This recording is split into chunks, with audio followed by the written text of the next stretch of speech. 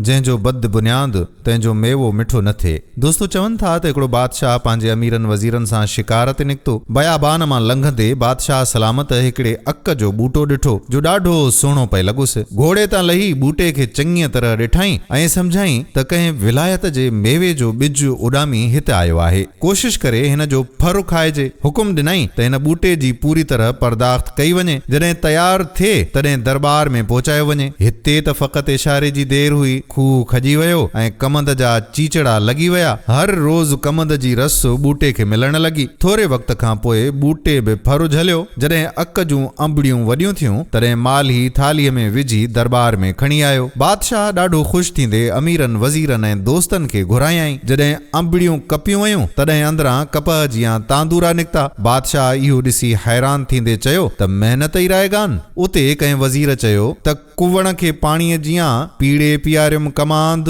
न को ज़हर ज़मीन में न को धातूरे दरपांद। कमाई कम ज़ात सां वञी थिए विड़वांद। जंहिंजो बद बुनियाद तंहिंजो मेवो मिठो न थिए। मतिलबु आहे त नीच माण्हूअ मां कॾहिं बि चङाई न थींदी, छाकाणि त हू असालत खां मजबूर आहे। सभु का शइ पंहिंजी असलियत ॾे मोटंदी आहे। ॿियूं चवणियूं कुझु हिन तरह सां आहिनि, ॿिज ख़राबो त नज ख़राबो। दोस्तो वीडियो पसंदि आई हुजे त शेयर ज़रूरु कजो।